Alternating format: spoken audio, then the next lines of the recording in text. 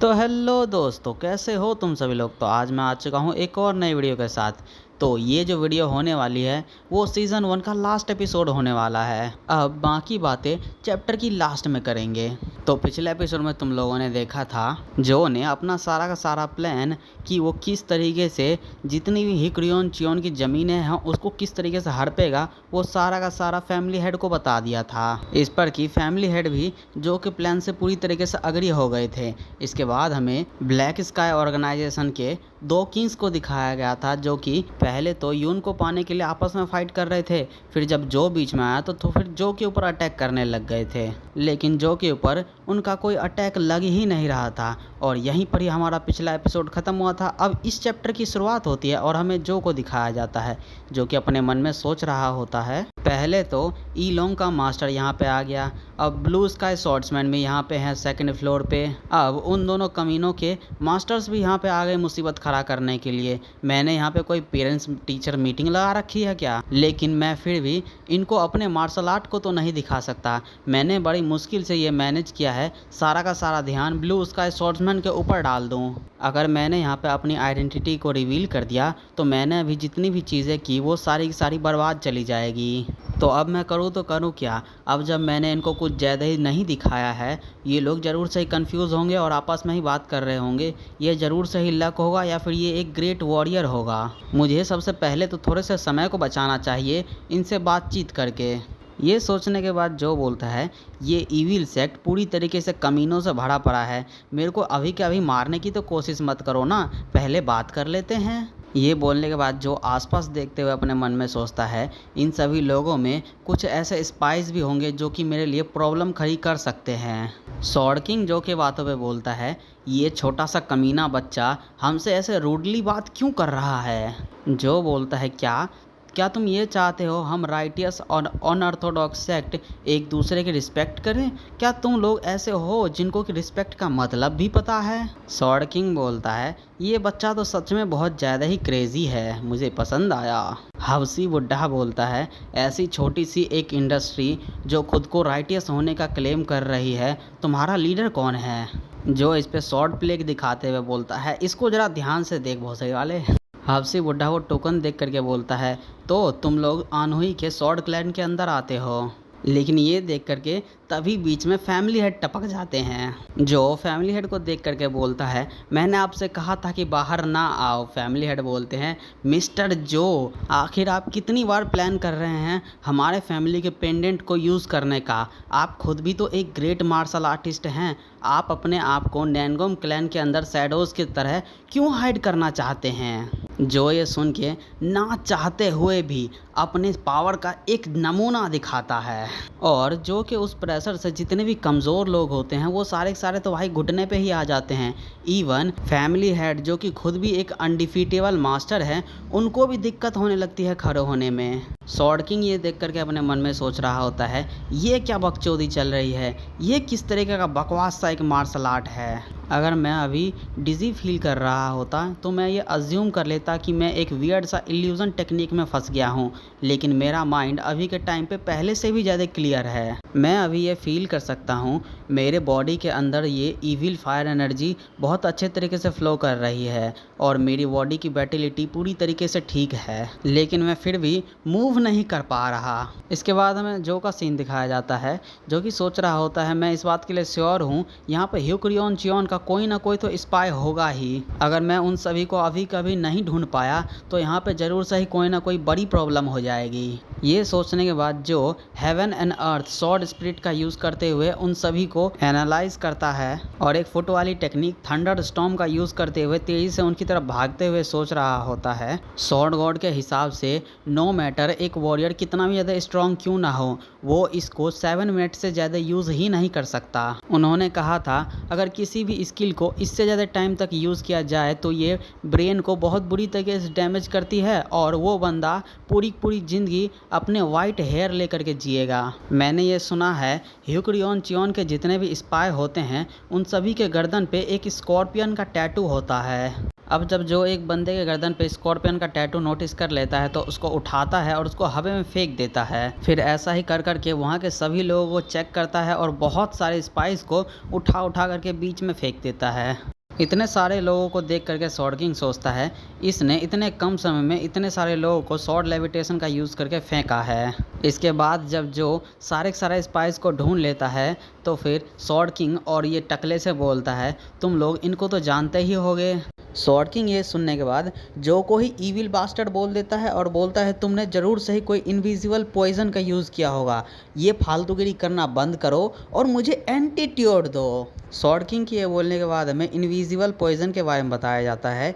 ये एक legendary poison है जो कि सच में बहुत ज़्यादा ही डेडली होता है। अगर ये सच में पॉइजन नहीं है तो फिर इस फिनोमिनन को कोई एक्सप्लेन कर ही नहीं सकता, क्योंकि यहाँ पे जितने भी ट्रेट्स हैं वो सारे के सारे उसी पॉइजन के हैं। जो स्वॉर्ड किंग की बातें सुनता है और फिर अपने मन में सोचता है एक ह्यूमन का नेचर होता है कि वो बहुत ज़्यादा ही जिद्दी होता है और जैसे जैसे उनकी एज बढ़ती जाती है उनको बहुत सारे अलग अलग एक्सपीरियंस मिलते जाते हैं। इन ईविल सेक्ट के कमीनों ने पहले कभी भी हेवन मेथड स्वॉर्ड को एक्सपीरियंस किया ही नहीं है, इसीलिए इनका रिएक्शन इस तरीके का है। तो अब जब ये कमीने ये सोच रहे हैं ये एक इनविजिबल पॉइजन है तो फिर मुझे इनको तो थैंक यू बोलना चाहिए। जो ऐसा सोचने के बाद अपने पास से 2 पिल निकालता है और उसके बारे में बताता है मैनेजर ली ने मुझे ये पिल दिया क्योंकि मैं काम कर करके बहुत ज़्यादा ही थक जाया करता था। उन्होंने कहा था ये एक ऐसी एक्सपेंसिव पिल है जो कि सिर्फ और सिर्फ हाई अथॉरिटी वाले लोग ही खाते हैं, क्योंकि ये पिल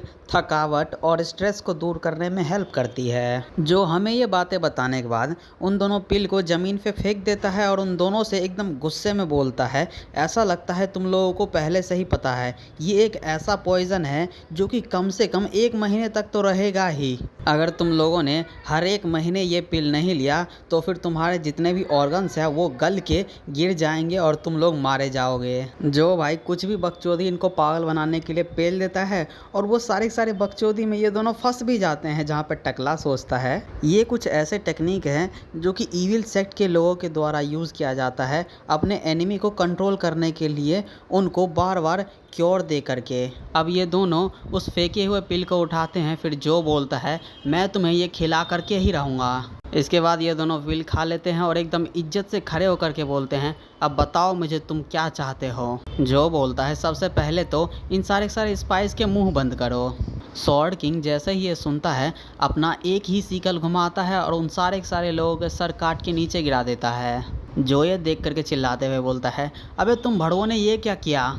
स्वॉर्ड किंग इस पे बोलता है क्या तुम्हारे पास इससे बेहतर कोई आइडिया है, अगर ये लोग मर जाएंगे तो फिर ये लोग कुछ बोल ही नहीं पाएंगे, बस सिंपल।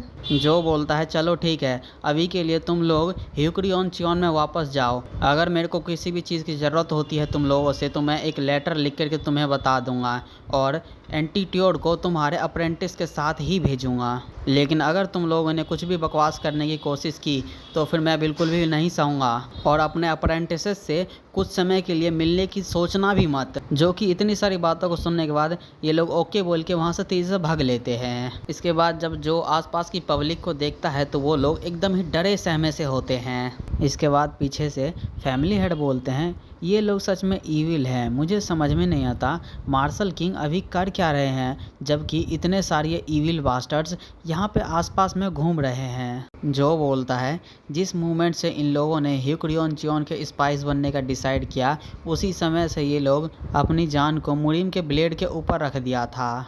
इवन भले ही ये लोग एक मार्शल आर्टिस्ट नहीं थे लेकिन फिर भी ये अपने फेट से बच के थोड़ा ही भाग सकते थे। फैमिली हेड बोलते हैं लेकिन इनकी जान तो तुम्हारे हाथों में थी तो फिर प्लीज़ इनका एक प्रॉपर फ्यूनरल करना।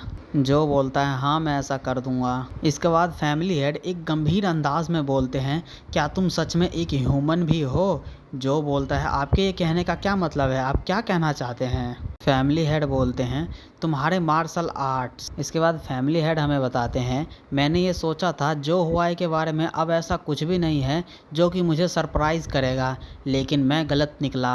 मार्शल आर्ट की थ्योरी के हिसाब से इस यूनिवर्स के हारमोनी के सेंटर में कुछ ना कुछ तो है जो कि इस यूनिवर्स के फ्लो को कंट्रोल करती है। ये कुछ ऐसा है जिसके बारे में कि ह्यूमन कभी पता नहीं लगा सकता, सिर्फ और सिर्फ इसके बारे में गॉड को ही पता है। इवन मैं भी, जो कि 7 ग्रेट मार्शल आर्टिस्ट में से एक है, वो बस इसको थोड़ा सा ही फील कर सकता है। मैंने इसको क्लियर तरीके से कभी भी फील नहीं किया, लेकिन मेरे सामने जो यंग मैन खड़ा हो रखा है उसको इसके बारे में सब चीज़ पता है। इसने अभी जो समुद्र जैसे लहर को निकाला वो सिर्फ और सिर्फ एब्सोल्यूट लेवल के किसी एक बंदे की आंखों से ही देखा जा सकता है। इसकी वो स्किल जिसके इंटरफेरेंस की वजह से हम लोग बिल्कुल भी मूव नहीं कर पा रहे थे। बिना सेंटर के बारे में जाने इतने बड़े फ्लो को ओपन करना एकदम नामुमकिन जैसा ही है।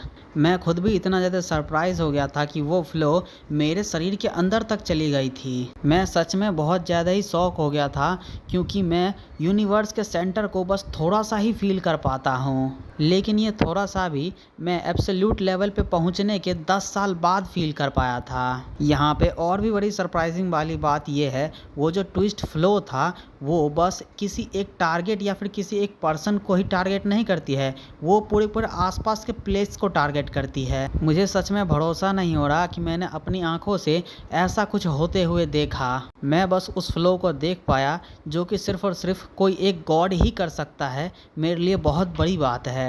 लेकिन ये बस फ्लो को देख ही नहीं सकता है, उसको किसी भी तरीके से ट्विस्ट भी कर सकता है किसी भी प्लेस के ऊपर, जो कि बिल्कुल ही अनइमेजिनेबल है। क्या हम सच में इसको किसी तरीके का मार्शल आर्ट भी कह सकते हैं? अब भाई तुम लोगों को फैमिली हेड की बातें समझ में नहीं आई तो मैं तुम लोगों को छोटे में समझा देता हूँ। जो भाई एनर्जी निकालता है वो ऐसा होता है कि पूरे पूरे डायमेंशन को ही सील कर दे, यहाँ पर कुछ हिल ही नहीं सकता ऐसा। और ऐसा कोई काम ऐसा नॉर्मल सा मार्शल आर्टिस्ट तो कर नहीं सकता, सिर्फ और सिर्फ गॉड ही कर सकता है। वही चीज़ फैमिली हेड रेफ़र कर रहे हैं, जो को फैमिली हेड एक गॉड की तरह रेफ़र कर रहे हैं। बस भाई तुम लोग इतना ही ध्यान रखो, बाकी सारी चीज़ें बकवास है, इसमें बाकी कोई काम का चीज़ नहीं है। मेरे को तो भाई वीडियो बनाना तो मैंने फालतू सी कन्वर्सेशन को एक्सप्लेन कर दिया जो कि मेरे को भी समझ में नहीं आ रही थी, तो तुम लोग भी उसको दिमाग से निकाल दो। फैमिली हेड इतना लंबा चोखा ज्ञान पेलने के बाद बोलते हैं, मिस्टर जो, क्या आपने कभी नेचुरल लेवल के बारे में सुना है? इसके बाद हमें नेचर लेवल के बारे में बताया जाता है, जो कि एक हाईएस्ट लेवल है जहां तक एक ह्यूमन पहुंच सकता है। ये एक ऐसा लेवल है जहां पर पहुंचने के बाद तुम पूरी तरीके से नेचर से मिल सकते हो। और इस लेवल पे ऐसा होता है जैसे कि तुम्हारे सामने गॉड की जो लाइन होती है वो धुंधली होती जा रही होती है, तुम खुद एक गॉड बनते जा रहे हो। ये एक ऐसा लेजेंडरी अचीवमेंट है जहाँ पे एक ह्यूमन बॉडी अपने सबसे ग्रेटेस्ट स्ट्रेंथ का यूज़ कर सकती है नेचर के अपने एक नॉर्मल सी मॉर्टल बॉडी के साथ। इस पूरे मुरीम के हिस्ट्री में सिर्फ 3 ही ऐसे मार्शल आर्टिस्ट रहे हैं जो कि नेचर के लेवल तक पहुँचे हैं, जिनको कि 3 गॉड्स के नाम से भी जाना जाता है। अब जो फैमिली हेड के बातों का जवाब देता है, आखिर आप क्या रहे हैं नेचर लेवल? क्या आपको मैं किसी तरीके का गॉड दिखता हूँ? अब भाई इसी सीन के साथ ये चैप्टर और ये फर्स्ट सीज़न यहीं पर ही ख़त्म होता है। इसके बाद से शुरुआत होगी सेकंड सीज़न का, लेकिन टेंशन मत लो, मानवा ख़त्म नहीं हुआ है, अभी अगला सीज़न शुरू होगा और अगला सीज़न भी तुम लोगों को इसी चैनल पे मिलेगा। तो भाई वीडियो को लाइक और चैनल को सब्सक्राइब कर लो ताकि वीडियो देखना तुम लोग भूल ना जाओ। तो फिर अब हम मिलते हैं इसके अगले सीज़न के वीडियो में, तब तक के लिए बाय बाय।